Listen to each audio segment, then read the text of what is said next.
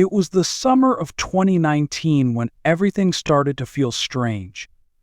At first, it was just little things, quick glances that I'd brush off, a fleeting sense of unease when my son-in-law, Mark, would visit with his friend Brandon. These were moments that I didn't give much thought to, but little did I know they would unravel into something much bigger. My husband and I owned a farm, about an hour away from the city. The peaceful expanse of green pastures, the gentle hum of livestock, and the way the sky turned a perfect shade of orange during sunset made it a sanctuary for us. For years, it had been our retreat from the bustle of life, and our daughter, Emily, often came with her husband, Mark, to visit on weekends. Mark had always been respectful, polite, and helpful, the kind of son-in-law every parent dreams of. So when he mentioned bringing his friend Brandon to the farm, I didn't think much of it. Brandon and Mark had been friends for years, long before Mark met Emily. They were inseparable like brothers and shared an unbreakable bond. Whenever Mark came over to help on the farm, Brandon often tagged along, lending a hand without complaint. I appreciated the extra help, and they always seemed to enjoy the fresh country air, laughing and joking like boys half their age. But as time went on, those little feelings of discomfort started to nag at me more frequently. I couldn't pinpoint exactly why, but there was something about the way Brandon looked at me that made me uneasy. It wasn't just a friendly gaze, it lingered too long, with a subtle undertone I couldn't quite put into words. And then there were the whispers. Whenever I'd walk into a room where Mark and Brandon were talking, they'd quickly stop or change the subject. I told myself I was being paranoid, that it was nothing more than my imagination running wild. After all, they were just friends and Mark was family. Why would anything be amiss? For one weekend, Emily had a business trip and couldn't join Mark at the farm. She insisted that he should still go to help us with some repairs we had planned. He agreed, bringing Brandon along as usual. They arrived on a Friday evening, and everything seemed normal. The three of us had dinner together, and Mark even helped me clean up afterward, just like he always did. But I couldn't shake the feeling that something was off, something I couldn't quite grasp. The next morning, Mark and Brandon headed out early to fix a broken fence on the far side of the farm. My husband had gone into town for supplies, leaving me alone. I decided to check on the guys, bringing them some lemonade to keep them hydrated in the scorching summer heat. So I approached the fence. I noticed Mark and Brandon standing unusually close to each other. From a distance, it looked like they were just having a conversation, but as I got closer, I realized they weren't talking at all. Just so my heart began to race, and a strange sense of dread washed over me. What I saw next made my stomach churn. Hardly they were kissing, not a friendly peck on the cheek, but a full, intimate kiss, as if they had no care in the world. So I stood there, frozen, my brain refusing to process what I was seeing. My son-in-law, the man married to my daughter, was kissing his best friend.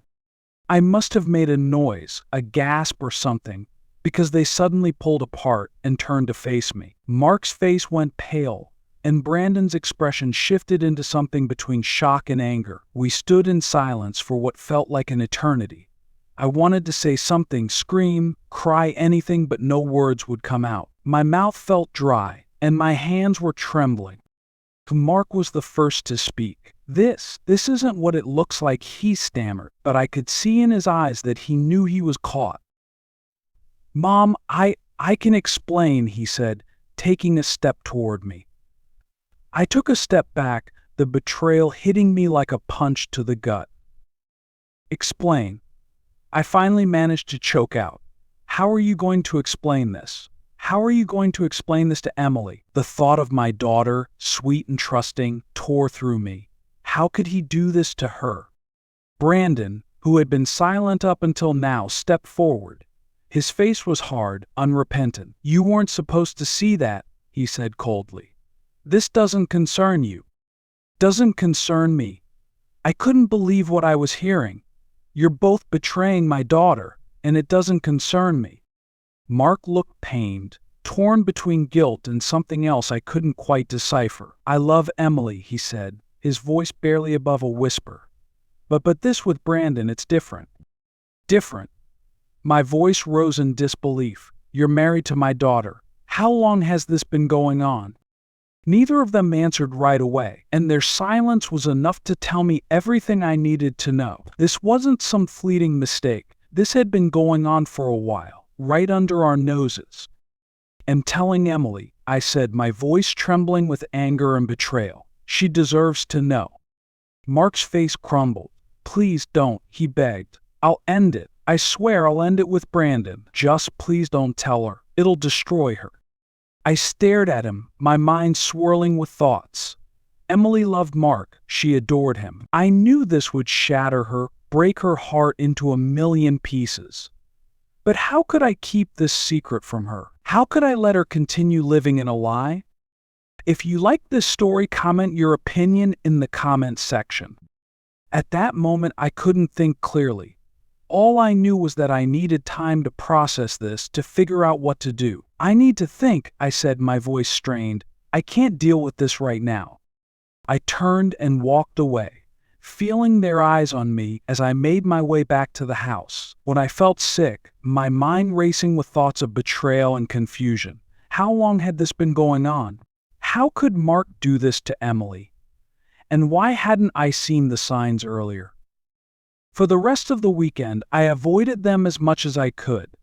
Mark tried to talk to me several times, but I couldn't bear to face him. I didn't know what to do, didn't know if I should tell Emily or keep this horrible secret buried. Every time I saw Mark, all I could think about was that moment by the fence, and it made me physically ill. Brandon, on the other hand, seemed unfazed. He carried on as if nothing had happened, barely acknowledging my presence. His attitude infuriated me, but I didn't have the energy to confront him. Not yet, anyway.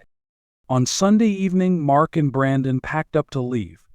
Mark looked at me with pleading eyes as he said goodbye, but I couldn't bring myself to say anything. I watched them drive away, feeling a heavy weight settle in my chest. I was left alone with my thoughts and the overwhelming decision of whether to tell Emily the truth. The days that followed were agonizing. I found myself replaying that moment at the fence over and over in my mode, questioning everything I thought I knew about Mark and Brandon. My husband noticed something was wrong, but I couldn't bring myself to tell him, not yet. I was still trying to make sense of it all. A week later, Emily called me, cheerful as ever, talking about how she and Mark were planning a trip together. Hearing the joy in her voice broke my heart. How could I destroy her happiness with the truth? But how could I live with myself if I didn't? I wrestled with the decision for days, torn between my loyalty to my daughter and the fear of what the truth would do to her. Finally, I couldn't take it anymore. I called Mark and told him that we needed to talk, alone. We met at a cafe in the city, away from prying eyes.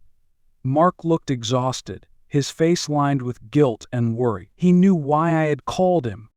"Please," he said as soon as we sat down, "please don't tell Emily." "I can't keep this from her," I said, my voice firm despite the lump in my throat. "She deserves to know the truth."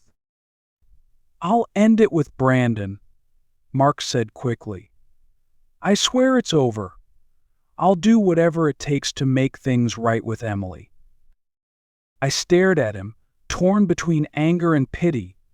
"Do you even love her, Mark?" I asked quietly. "Or has this whole marriage been a lie?" "I do love her," he said, his voice breaking. "I love her more than anything.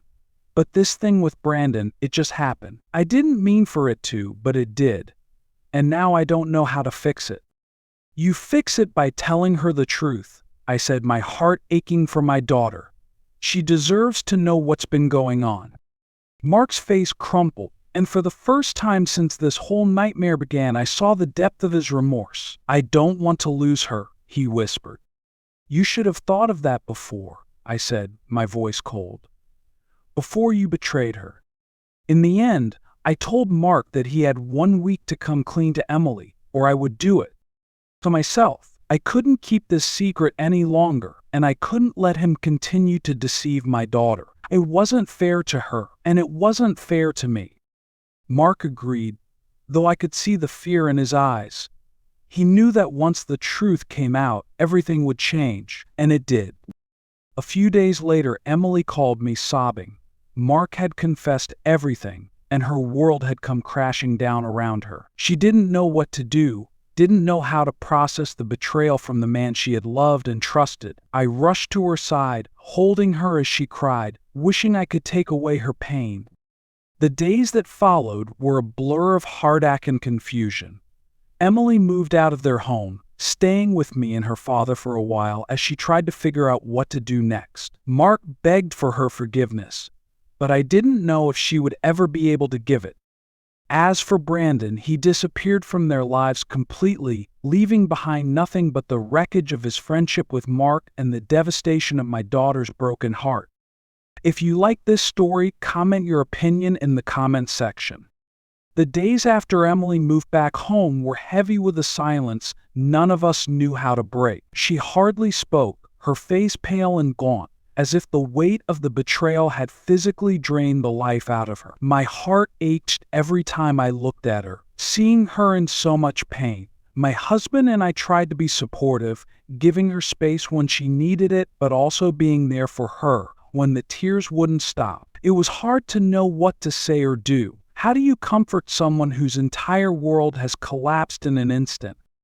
Mark called repeatedly. Sometimes he'd leave tearful voicemails, begging Emily for another chance, swearing that it was a mistake and that he would never hurt her again. But Emily refused to answer. She would just stare at her phone, watching it ring, her face a mix of anger and sorrow, before turning it off and burying it under her pillow. She wasn't ready to face him, and I couldn't blame her. One night, after days of trying to hold it together, Emily finally broke down. We were sitting on the couch in the living room, the TV playing softly in the background, when she turned to me, her eyes filled with tears. "Why didn't I see it, Mom?" she whispered, her voice cracking. "How could I have been so blind?" I reached out and took her hand, squeezing it gently. "It's not your fault, honey. You loved him, and you trusted him. You couldn't have known." "But I should have," she said, her tears spilling over. "There must have been signs, right? Things I didn't notice or didn't want to see. How could he do this to me? To us?" I pulled her into my arms, holding her as she sobbed, her whole body trembling with the force of her grief. There was nothing I could say to make it better, no words that could erase the pain. All I could do was be there for her, as a mother, to help her pick up the pieces of her shattered heart. As the days turned into weeks, Emily slowly began to heal, though the process was agonizingly slow. She started going back to work, trying to find a semblance of normalcy in her life. But I could still see the sadness lingering in her eyes, the way she flinched whenever Mark's name was mentioned. She wasn't the same person anymore. The betrayal had changed her, made her harder, more guarded. Mark, on the other hand, refused to give up. He sent flowers, letters, and messages, all pleading for forgiveness, but Emily ignored them all. At one point, he even showed up at the farm, desperate to talk to her. My husband and I had to turn him away, telling him that Emily wasn't ready to see him yet. It broke my heart to see him standing there, his face hollow with regret, but I knew that Emily needed time and space to process everything. The situation only got more complicated when rumors started to spread. Small-town gossip travels fast, and soon everyone knew about Mark's affair with Brandon. People whispered behind our backs, their eyes full of pity whenever they saw Emily or me at the grocery store or church. But some of them offered their sympathy, while others, less kind, made snide remarks about Mark and Brandon's relationship. It was humiliating, and it only added to Emily's pain. But one night, about a month after everything had come to light, Emily asked me a question that I hadn't expected. "Do you think he really loves me, Mom?" I paused, unsure of how to answer. "What do you mean, sweetheart?" "I mean, if he says he's sorry, if he really means it, do you think it's possible to forgive him?" The question hit me like a punch to the gut. I had been so angry with Mark for what he'd done, so focused on protecting Emily, that I hadn't considered the possibility that she might want to reconcile with him. But now, looking at her, I saw the flicker of doubt in her eyes, the part of her that still loved him, that wanted to believe he could change. "I don't know," I said carefully. "I think only you can answer that." Emily sighed, leaning back against the couch. "I don't know what to do. I hate him for what he did, for lying to me, for betraying me like that. But I also miss him. I miss the life we had, the future we were supposed to have together. And I don't know if I'm ready to throw all of that away." I understood her struggle. Love, even when broken, doesn't just disappear overnight. And despite everything, Emily had loved Mark deeply. Their life together had been filled with plans, dreams, and the kind of history that's hard to walk away from. But I also knew that trust, once shattered, is nearly impossible to rebuild. If you like this story, comment your opinion in the comment section. Over the next few weeks, Emily wrestled with her decision. Mark continued to reach out, offering to go to counseling, to do whatever it took to prove I was committed to making their marriage work. He admitted that his relationship with Brandon had been a mistake, a result of confusion and weakness, and that he was ready to put it behind him. He said he loved Emily, and that he couldn't imagine his life without her. But trust isn't something that can be easily repaired with words or promises. It requires actions, time, and a genuine desire to change. And while Mark seemed sincere in his remorse, I couldn't shake the feeling that it would never be enough. The betrayal had cut too deep. One evening, Emily and I sat together on the porch, watching the sun dip below the horizon. It was one of those quiet moments where everything felt peaceful, despite the turmoil in our lives. She turned to me, her eyes filled with uncertainty. "Do I think I want to talk to him?" she said quietly. "Just once. I need to hear what he has to say." I nodded, understanding her need for closure. "If that's what you want, then I think you should." So, a few days later, Mark came to the farm. Emily and I had agreed that she would talk to him alone, and I gave them their space, retreating into the house while they sat on the porch. I couldn't hear what they were saying, but I could see the tension in their bodies, the way Mark kept reaching out to her, and the way Emily pulled back. They talked for hours, and when it was over, Emily came inside, her face streaked with tears. She didn't say anything at first, just walked over to me and collapsed into my arms, sobbing uncontrollably. "It's over," she whispered, her voice breaking. "I can't do it. I can't forgive him." I held her close, feeling both relief and sorrow for her. She had made her decision, and while it was painful, I knew it was the right one. Mark had hurt her too deeply, and there was no going back. Their marriage was over. The weeks that followed were difficult, as Emily slowly began the process of rebuilding her life. She filed for divorce, and though it was painful, she knew it was the only way forward. Mark tried to fight it at first, but eventually he relented, realizing that there was no saving their relationship. As for Brandon, he remained a ghost in the background, never reaching out or offering any explanation for his role in the affair. I didn't know where he had gone, and I didn't care. He had caused enough damage, and I was glad to see him gone. If you like this story, comment your opinion in the comments section. Time passed, and gradually the wounds began to heal. Emily found a new apartment in the city and started focusing on her career. She was still wary of love, still guarded, but I could see glimpses of the old Emily returning. She laughed more often, spent time with friends, and slowly began to rediscover the joy in life. As for me, I had learned a hard lesson about betrayal and trust. It was a painful chapter in our family's history, one that would leave scars for years to come. But through it all, I had come to realize the strength of the bond between a mother and her daughter. We had faced this storm together, and though it had nearly broken us, we had come out the other side stronger. If you like this story, comment your opinion in the comment section.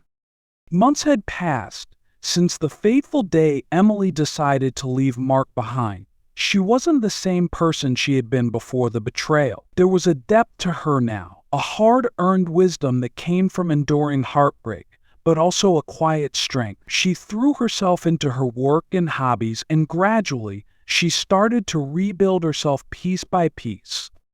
But healing is not linear. There were nights when she'd call me, her voice cracking as she fought back tears, saying that she missed Mark, missed the life they had planned together. It wasn't easy for her to accept that the man she once loved, the man she had trusted with her heart, had shattered her so thoroughly. Every now and then, the memories would resurface, the good times, the laughter, the plans they had made, and for a moment, she'd wonder if she had made the right decision to walk away. But deep down, she knew the trust was broken beyond repair. Mark, on the other hand, seemed to have vanished from her life. Aside from the occasional awkward run-in at the grocery store or mutual friends' gatherings, he respected Emily's decision and kept his distance. I think he realized that there was no fixing what he had done, no matter how much he begged or apologized. Every attempt to reach out to her only seemed to cause more harm. As for Brandon, he was never heard from again. After the truth came out, he cut all ties with Mark and Emily, disappearing from their circle entirely. Part of me wondered if he had felt any remorse, or if he had simply moved on without a second thought. But in the end, it didn't matter. He was part of a chapter in Emily's life that was now closed, and dwelling on him would only keep her from moving forward. One day, about 6 months after the divorce was finalized, Emily came to visit the farm. It was early autumn, and the trees were beginning to turn shades of gold and red. The air was crisp, the sun bright, but with the kind of warmth that signaled the end of summer. We spent the day together, walking through the fields, talking about everything and nothing at all. There was a peace between us that hadn't been there in a long time. As we sat on the porch later that afternoon, sipping tea and watching the sun dip low in the sky, Emily turned to me, her expression thoughtful. "You know, Mom," she said quietly, "I've been thinking a lot about forgiveness lately." I looked at her, curious. "Forgiveness? For Mark?" She nodded, her gaze distant. "Not in the sense of taking him back or anything like that. I don't think I'll ever trust him again. But I think I need to forgive him for myself, if that makes sense. I don't want to carry this anger and hurt with me forever. It's exhausting, and I don't want to be bitter." I understood what she meant. Carrying the weight of betrayal and anger can be like carrying a boulder on your back, weighing you down, making it impossible to move forward. Forgiveness, in its truest form, isn't about letting someone off the hook for their actions. It's about freeing yourself from the pain they caused. "I think that's a wise choice," I said softly. Forgiveness doesn't mean forgetting what happened or pretending it didn't hurt. It just means you're choosing not to let it control you anymore. Emily nodded, her eyes glistening with unshed tears. "I've been doing a lot of soul-searching lately. I've realized that holding on to all this pain is only hurting me. Mark, he made his choices, and those choices broke us. But I don't want to spend the rest of my life angry at him. I want to let go and start fresh." I was proud of her. It takes a special kind of strength to come to that realization, to choose forgiveness not because the other person deserves it, but because you deserve peace. If you like this story, comment your opinion in the comment section. Over the next few months, Emily focused on healing and rediscovering herself. She started attending a local church, finding comfort in her faith. The sermons on forgiveness, grace, and moving forward resonated with her in ways they hadn't before. She began journaling, writing letters to herself and to Mark, letters she would never send, but that allowed her to pour out her thoughts and feelings. Each letter was a release, a step closer to letting go of the hurt that had been festering inside her. One evening, she called me after a particularly emotional day. "Mom, I think I'm finally ready to forgive him," she said softly. "I don't know if I'll ever tell him, but in my heart, I know it's time. I want to be free from this."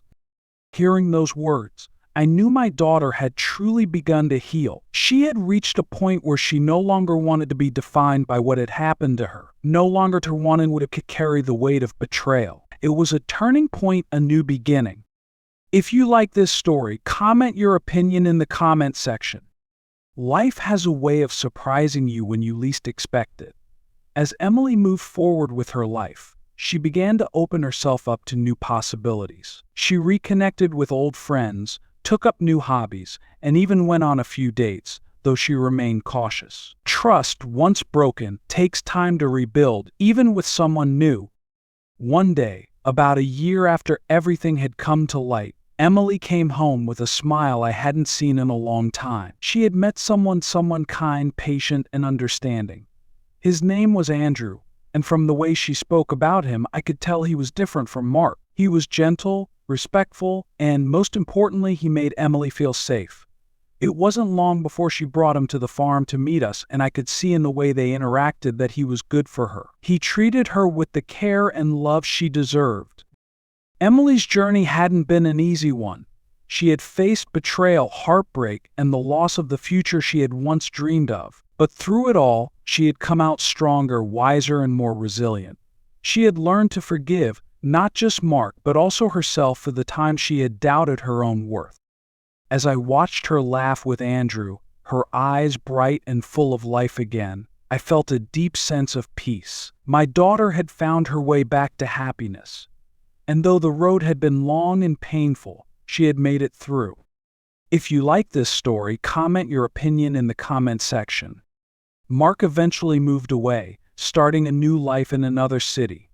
We heard through mutual friends that he was doing well, though he never remarried. I like to think that he learned from his mistakes, that he realized the cost of his actions. But that chapter of our lives had closed, and we no longer look back.